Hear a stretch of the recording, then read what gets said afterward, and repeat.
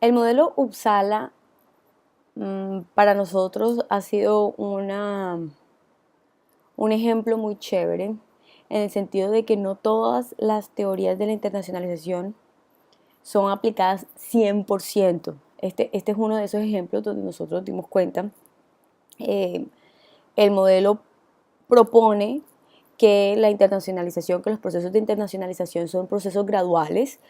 y entonces hay unas etapas, específicamente 4 etapas, y muchas de las personas que critican este modelo pues precisamente critican el tema gradual, del cual también hablábamos que es un poco raro. Nos encontramos con que realmente es raro que una empresa monte una unidad productiva sin haber tenido antes cierta experiencia con el país. Y nos damos cuenta que Ficosa es uno de esos casos raros en los que no se exigen las etapas, pero en las que se aplican varias cosas que encontramos en el modelo Uppsala, ya lo vamos a explicar. ¿Cuáles son esas etapas? Nos hablan de unas actividades esporádicas o regulares de exportación. Y en un principio, desde antes de que España se hiciera parte de la comunidad europea, no se hizo, el 90% de las ventas se hacía dentro del país. Y luego, cuando ya España pasa a ser parte de la Comunidad Económica Europea, lo primero que hace Ficosa es montar oficinas técnico-comerciales. O sea, pasamos a la tercera, hacemos una combinación entre la tercera y la primera etapa y no pasamos nunca por la segunda etapa, que fue la exportación a través de representantes independientes, porque lo que nosotros nos encontramos es que Ficosa siempre ha hecho sus propias exportaciones, pero no comenzó cuando fue a internacionalizarse, lo hizo directamente a través del establecimiento de una sucursal comercial en el país extranjero. Montó una unidad comercial en diferentes países como Francia, porque estaba cerca de las marcas principales de automóviles. Entonces pasó a una tercera fase y no hizo todo ese proceso gradual del que estamos hablando, pero es porque primero que todo tenía experiencia con los países, como hemos hablado en anteriores ocasiones, en todas las anteriores teorías de las que hemos hablado. Y por supuesto también está el tema de la distancia psicológica, que también se cumple en este caso, porque es preferible, aunque creemos que la principal razón fue el tema de la centralización de compra, la principal razón por la cual Ficosa en un principio, cuando hizo su proceso de internacionalización inicial, lo hizo en otros países europeos también, pero fue por la decisión de las grandes marcas de centralizar sus compras y de hacer estas compras ahí mismo en los países de la Comunidad Europea. Sin embargo,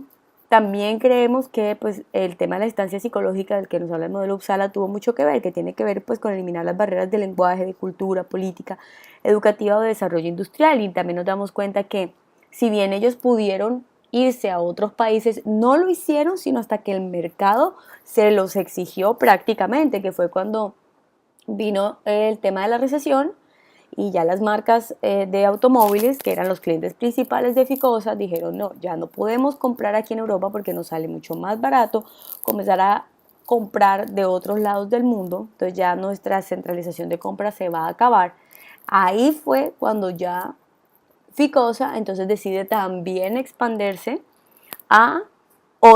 a otros países de otros continentes, India, Rusia, México, Estados Unidos, Argentina, donde empieza a, a expandirse esa distancia psicológica. Cuando también nos habla el modelo Uppsala de unas excepciones donde esto ocurre, y es cuando del tema de la distancia psicológica, de cuando un país decide internacionalizarse a un país que tiene un lenguaje diferente, donde hay barreras de cultura, hay barreras políticas, educativas o de desarrollo industrial, que es cuando hay recursos muy abundantes. Y de hecho, cuando ya Ficosa se va,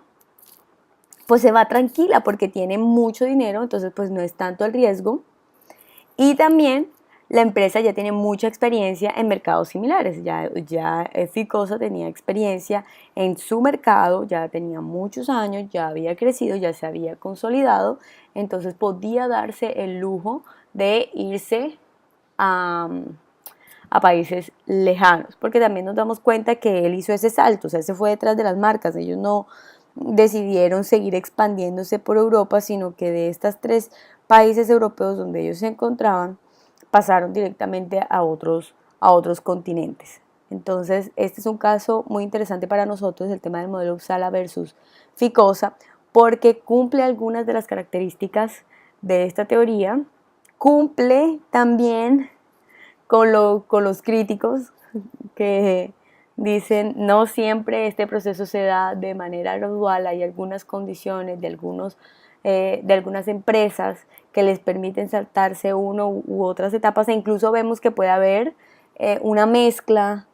de estas etapas, pero que sin embargo sigue teniendo una base muy importante a la hora de tomar decisiones y el tema de la distancia psicológica, sobre todo en países como el nuestro, países latinoamericanos, es muy, muy importante.